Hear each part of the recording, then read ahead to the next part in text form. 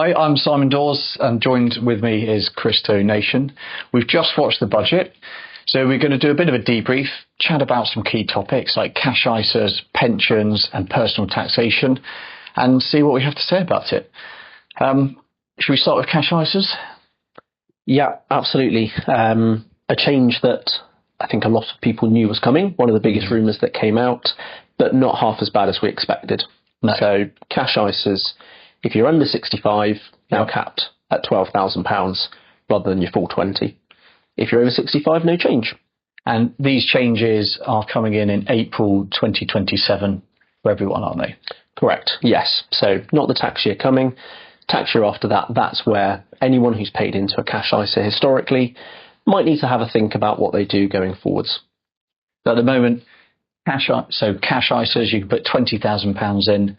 Stocks and shares ISAs, you can put £20,000 in, but that 20,000 allowances, of course, is for all of your ISAs. So you could put 10 into cash, 10 into stocks and shares, 18 into one, 2 into the other. But from April 2027, only 12,000 can go into a cash ISA. And if you want to use the full 20,000 allowance, the rest has to go into a stocks and shares ISA. Exactly that. So the 20,000 headline allowance hasn't changed, but if you want to max it out, a minimum of £8,000 of that has to be in a stocks and shares ISA, which for anyone looking for long-term growth is actually a really good thing. I suppose if people haven't invested in a stocks and shares ISA before, what is the difference between a stocks and shares ISA and a cash ISA? So your cash ISAs are typically offered by banks and building societies. They will offer often a fixed rate of return for a period of typically a year. You know exactly what return you're getting, but historically that might be 2-3% on average. The alternative of a stocks and shares ISA, you're investing in companies, you're investing in bonds, you're investing in alternative types of investment like commodities, gold, oil, timber, things like that. Over time, you don't get a fixed return, and it can go up and down in value, but over the long term, a medium risk portfolio should be averaging you 7-8%, has historically been. I think for long-term investors, the reason we like to use that ISA wrapper for our clients for our investments is because it's so tax efficient. There's no income tax in anything you take out of an ISA. There's no capital gains tax in any of the gains that the ISA makes. So it's such a valuable tax wrapper. And actually, generally speaking, stocks and shares over the long term have outperformed historically cash and inflation and other asset classes. Yeah, absolutely. Yeah, the ISA wrapper is hugely valuable, which is why it's often the first port of call when we're looking at an investment plan. Let's get it somewhere it's going to be growing properly, no income tax when you take it out, no capital gains tax, which of course leads us into one of the other points around dividends and savings. Those rates going up. Yeah, so one of the beauties of that ISA is, of course, there's no dividend tax, there's no income tax, and those rates look like they are going to go up.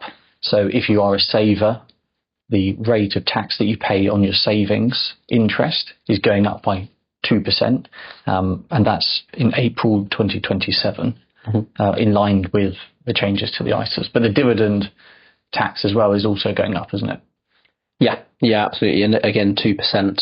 So any income that's not derived from work, effectively Rachel Reeves is saying this income, we're now going to look at that slightly differently, and your rates are going to go up by 2%. So as you said, anyone who's investing, utilising that ISA wrapper just got even more valuable. Yeah, and if typically for investors, they might have a mixed portfolio of stocks and shares or equities and fixed interest like bonds within that portfolio. And of course, the interest that those bonds would be savings or interest, and that would be that extra taxation if it was outside of an ISA. And obviously from the equities, they produce dividends that again would be taxed at the increased 2% going forward. The dividend tax thing's going up in April 26, actually, isn't it? Yes. And the savings increase is going up in April 2027. Yeah, absolutely. Another, I guess, big feature for our clients was the pension, talking about pensions, right? So a lot of our clients, we deal with their retirement savings, their retirement plans, and there was a lot of speculation, wasn't there, leading up to this budget about pensions. Yeah, absolutely. It was probably the most emotive rumours that were coming out. So people concerned that they'd saved good amounts in their pension, and that 25% tax-free sum that you can take, a lot of the rumours were that that was going to be significantly reduced. And certainly I personally, and I know a lot of our team have as well, fielded quite a lot of concerned calls and emails of people wondering what they should do in this situation. The advice was to hold off, let's see what happens, let's not jump the gun, and thankfully that proved to be a great idea. Because a lot of noise. A lot of noise. Probably more than, these rumours were the last budget last year. Yeah. And we had loads of conversations with clients. They ended up not changing the 25% tax-free cash. The same this year, but I think even worse. I think the record amounts come out of pensions this year of tax-free cash because people worried, and quite rightly so. Yeah. I think 2 weeks ago they kind of leaked that they're not going to change it, but it was probably 2-3 months too late to really kind of put people's minds at rest. But there were some changes to pensions. There were in regards to salary sacrifice. Absolutely. So salary sacrifice is a method that's used by many people. I think about 8 million people use salary sacrifice as an option to effectively divert some of their income straight into their pension. Yep. And the benefits that gives, you're saving tax, you're saving national insurance, and you're ultimately accelerating your retirement savings. From 2029, it's now been announced that there's a limit of £2,000 on that. So anything that you salary sacrifice over that £2,000 limit, both an employee and their employer will have to pay national insurance. So not one for another 4 years, but that is going to change people's strategy. But you could, if you wanted to salary sacrifice, you could arguably, providing that your employer allows, sacrifice £10,000 of your salary into your pension, but only the first £2,000 you will save not only on the income tax, but the national insurance as well. Yeah, but of course, the remaining 8,000 in that example that you put into the pension, you still get all of the income tax relief. You still get the income tax relief. So if you're a basic rate taxpayer, 20%, higher rate 40%, additional rate 45%. So you're still getting a really good saving. It is likely still going to be a good part of retirement planning. Definitely. But the latest figures from the OBR was that this national insurance saving costs the Treasury about £4.1 billion per year. So ultimately they're trying to close that gap, still keeping some saving, but ultimately saying if you want to be doing this at higher levels, you're going to pay the national insurance element as well. The reality going forward from April 2029, there is now no difference that if you salary sacrifice above £2,000 of your salary straight into your employer scheme, or you just get paid and put that money into a personal private pension, there is now no difference. Whereas before, you might have saved on some extra national insurance, so we would say to clients, do it with your employer because you're going to save a little bit more.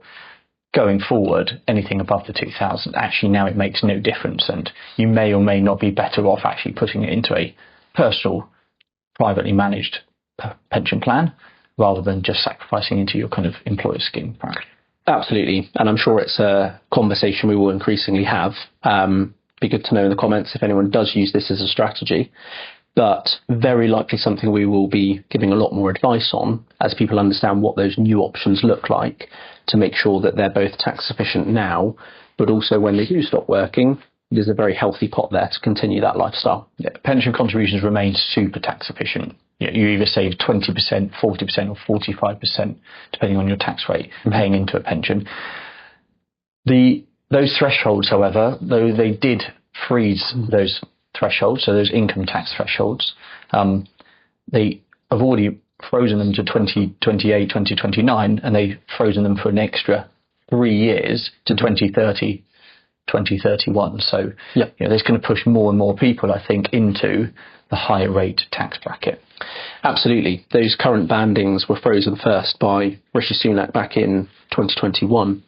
So by the time we get to this latest freeze in 2031, as you say, that's a decade of people earning more money, getting pay rises, getting promotions, but the bands where the tax bands change haven't shifted one bit. But I think, if you are one of those individuals that were a basic rate taxpayer and through those pay rises push you into the higher rate of tax, then actually making pension contributions is still super tax efficient, because you can effectively get 40% tax relief on that income that's gone over. Absolutely. I guess the general message from us is that there's a lot of change, and change is always a good time to get financial advice. Well, we hope you found that really helpful. If there's any of those topics that we've covered today that you would like to know a little bit more detail on, please put something in the comments. Do like, share, contact us directly. We'll be more than happy to help you. There's a lot to unravel and think about from the budget today. Our job is to understand everything that's happened today and give you the best advice, and we'll be more than happy to help any of you with anything that's happened today. So don't forget, like, share, subscribe. Come visit us, come speak to us. We'll be more than happy to help. We hope you found it useful, and we look forward to catching up with you all soon.